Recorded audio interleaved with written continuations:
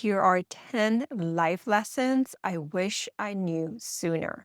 And this episode is all about self development. I just turned 40 a couple of weeks ago, and I thought this is a great opportunity to reflect and see what would I pass on to a younger version of myself, not only in just 30s, but some of these things I really wish I knew a lot sooner. The first lesson is to grow up. I think a big part of becoming an adult is owning our own decisions, owning our own actions, and stop blaming others for our life, for the outcomes, for the challenges we're having, for the situations we find ourselves. We all have challenges.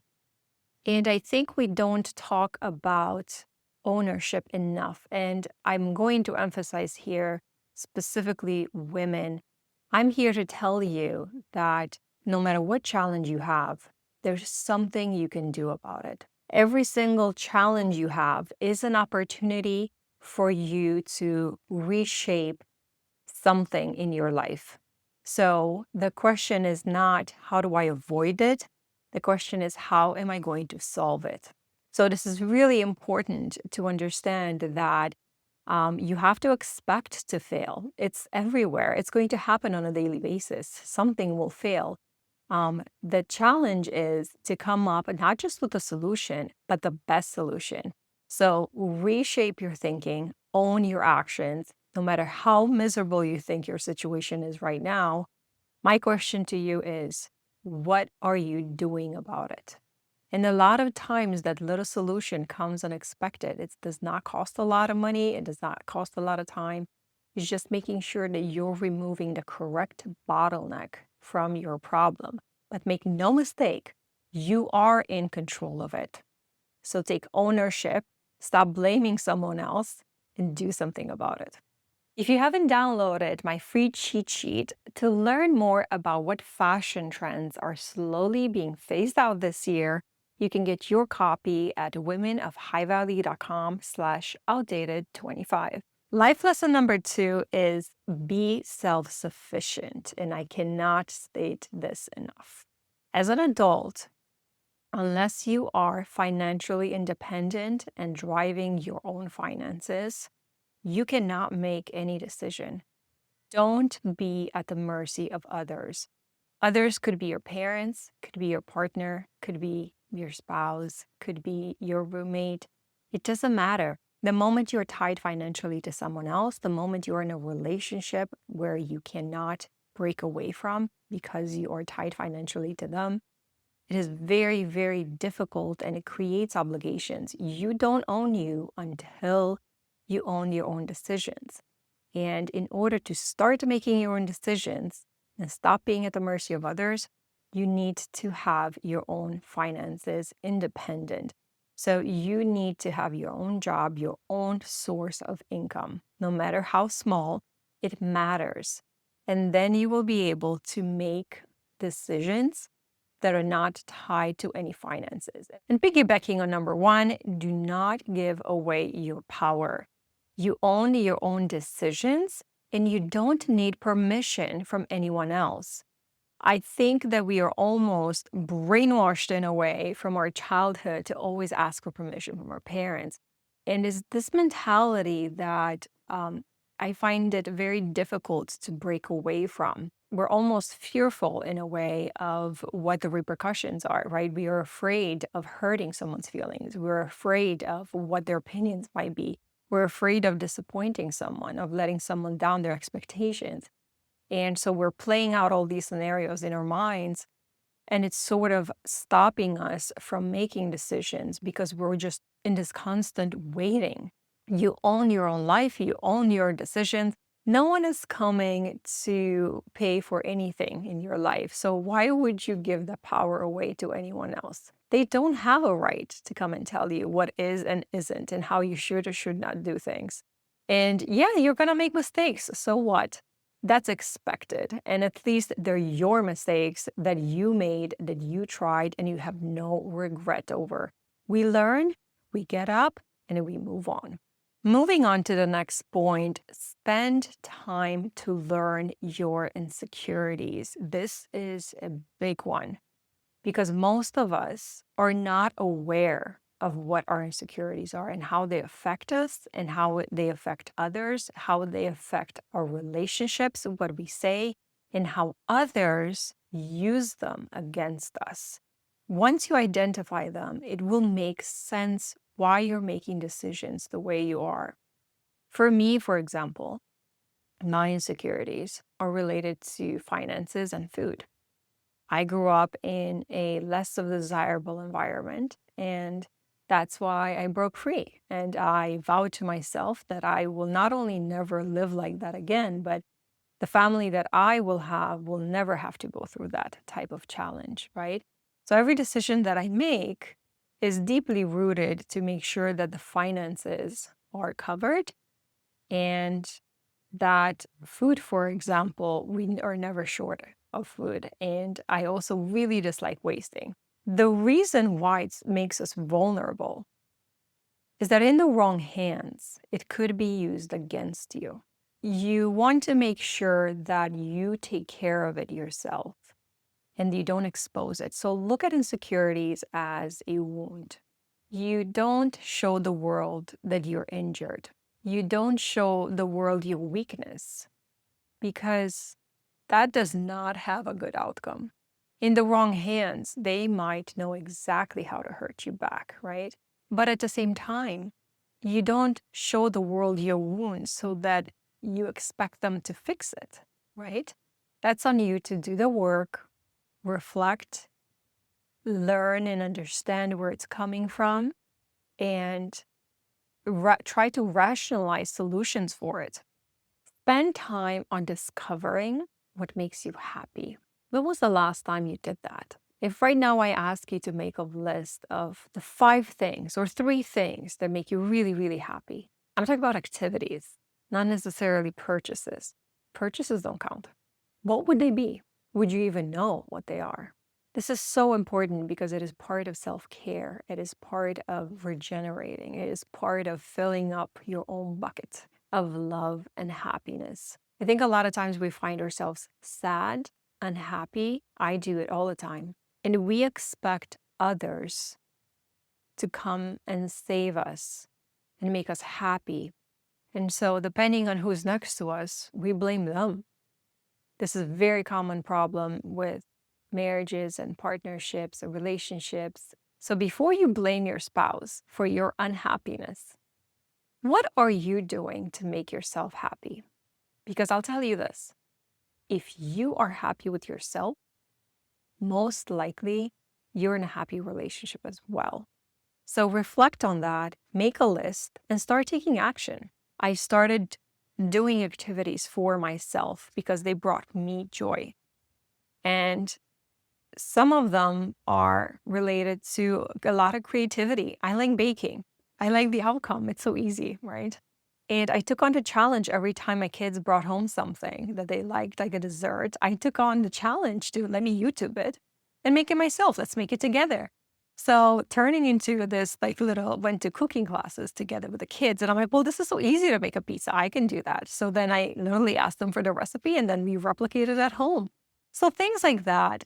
Also gardening. I literally just started gardening a couple of months ago. I planted some trees and plants and I basically killed all the plants inside the house. So I was very discouraged to even start, but you have to start somewhere. And I really, really enjoyed it.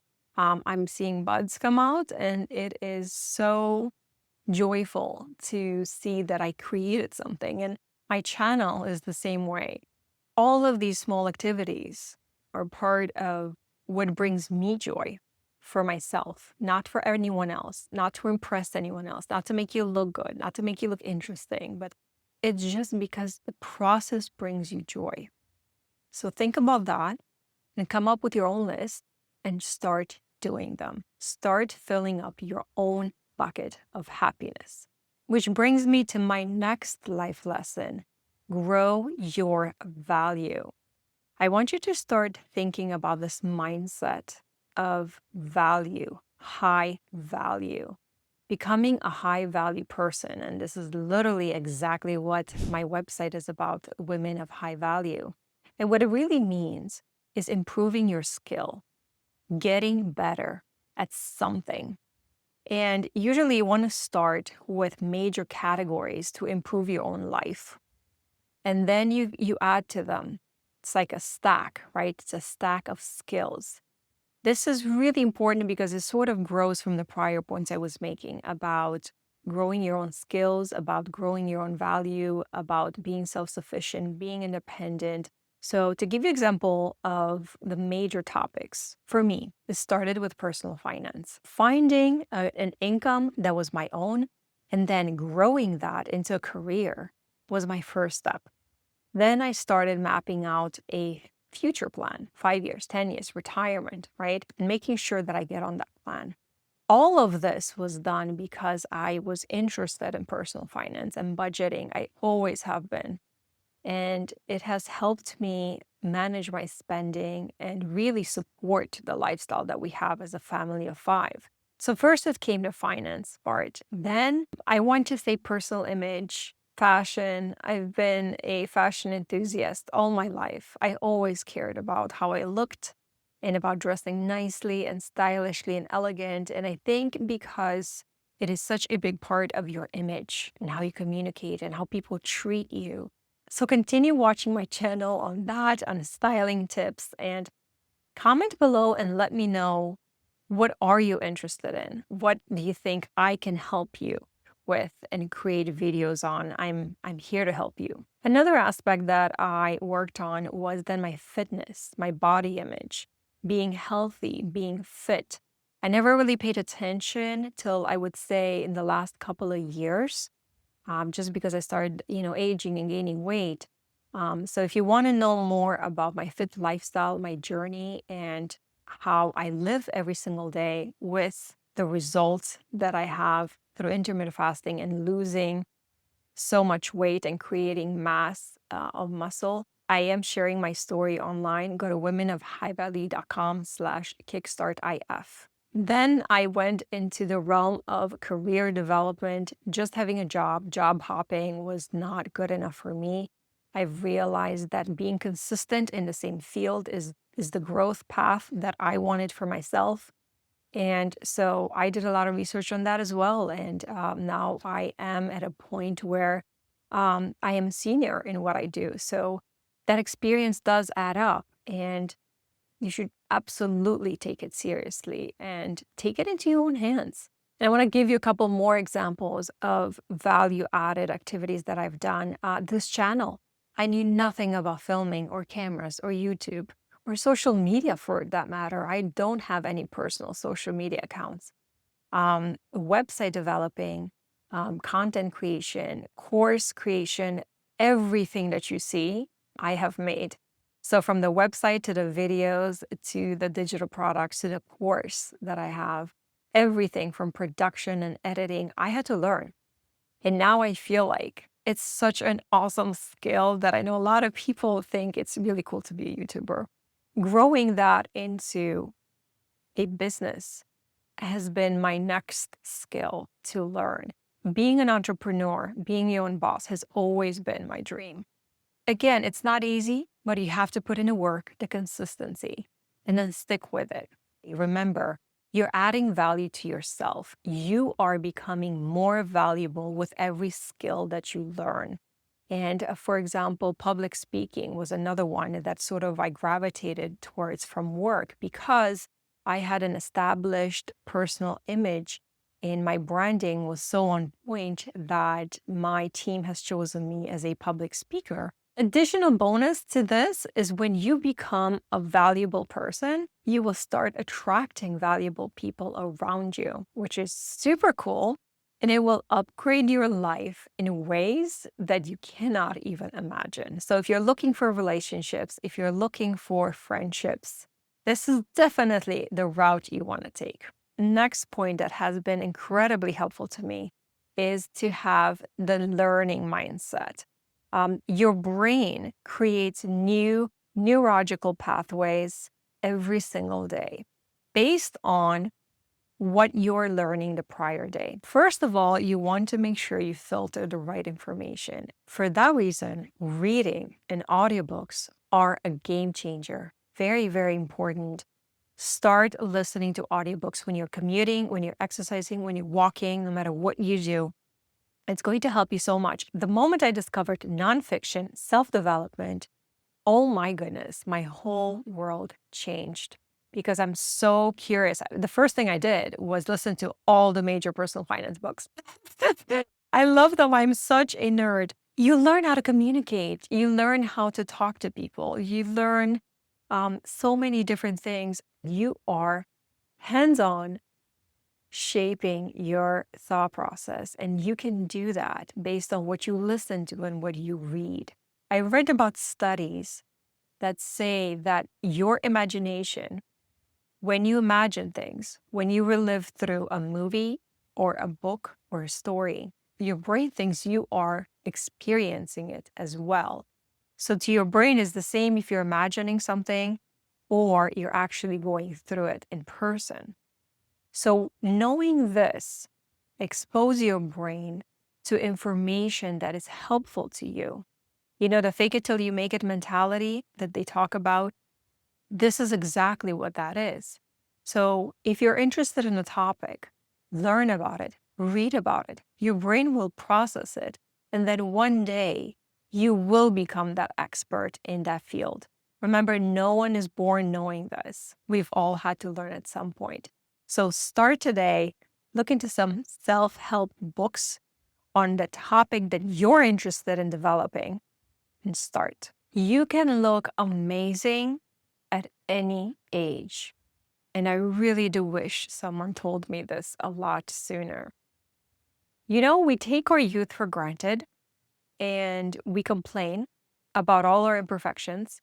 We look in the mirror to find flaws and to fix them and cover them up. And we're unhappy with how we look. We all have something we don't like. There's no such thing as perfection. You are beautiful the way you are right now. And I really wish someone told me that, to love myself more, to accept myself the way I am. And now I have. And unfortunately, it comes with aging. And I say this because some things are in our control and some are not. The things that are not in our control, wrinkles, how much hair we have, our teeth, our body structure, our metabolism, we cannot control these. So don't even waste a second thinking about how to fix them. Instead, if you really want to fix something, fix the things you can control. Your diet, your schedule, your active minutes, the quantity and quality of the food you're eating. These are all things within your power. How you dress, put on some makeup, brush your hair, pay attention to the colors you're wearing, start investing in comfortable shoes. These are things you can control that will significantly improve the quality of your life. But I want you to know that no matter how old you are, no matter how much weight you have on or not, you're still beautiful at the end of the day. And don't you forget that for 1 minute. Don't expect others to give that to you. It's already there. You just have to see it. Develop the mindset of giving. This is something I learned sort of recently, and part of being secure of yourself is to be at a level where you're now affording to give. Give, not necessarily financially. Give your time. Give your attention. Be kind. Be caring. Give because you are a nice person, not because you're expecting something in return. Now, coincidentally, the moment you give, it will automatically create obligation for the other party. And then it will be returned to you with kindness. I remember seeing this YouTube video about this gentleman who was a divorce lawyer.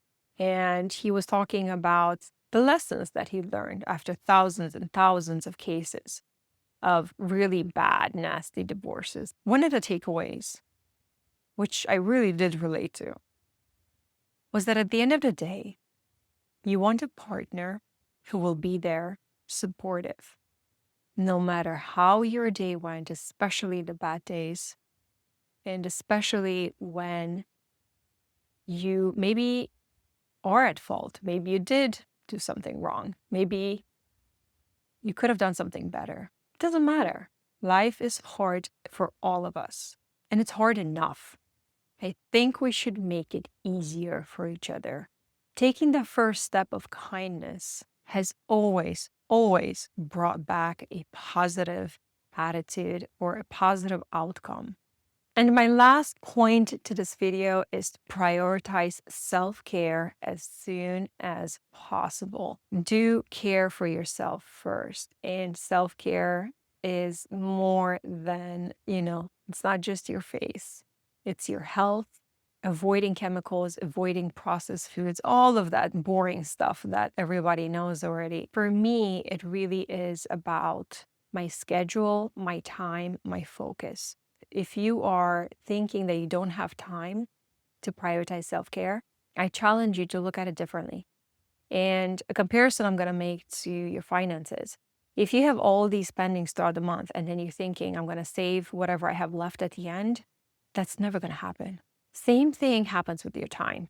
If you think, well, I'm going to leave working out till the end of the day or whenever I have time, you're going to be exhausted. It's never going to happen. I know, I've tried it. Doesn't work like that. And instead, make it part of your routine and make it a non-negotiable. Start small. Start with one step in your self-care process. Start using SPF creams. Start using better hair products. Whatever it is that you want to do, start. And it doesn't happen all overnight. You can start one thing this month, do it for 3-4 months, and then start another thing. Also, you could start investing in higher quality products for your face. Makeup, for example. Don't just buy everything that's on sale. Don't just buy everything that you see, as you walk in Sephora. Be more selective and pick less products, but of higher quality. Buy that one mascara that probably is double than what you're used to paying, but then make sure you use it. Right? So these are all little things that are part of our self-care, and you do matter, and make sure that they do happen. Bonus tip for you, develop a multi-phased activity lifestyle that you actually enjoy. Be that person that has 5 hobbies. And that's so interesting, by the way. And it's a great conversation starter, and you have things to talk about. And most importantly, it fills your happiness bucket. You're creative, you're learning, you're adding value to yourself. And it's not all about being the perfect mom or the perfect coworker or the perfect wife. We sometimes have this tunnel vision that we have to be the best in one thing. You can be the best in a lot of things. I wouldn't necessarily say the best, but really good. So develop your skills one at a time. And remember that you can be good at a lot of things at the same time. You just have to start and to believe you can. I hope this video was helpful to you. Comment down below and let me know, what are your thoughts? What are some life tips that you want to share with us? Let me know if you agree or you don't agree with them. I'd love to hear from you. Coming up next is a video that YouTube will recommend to you, so I will see you there.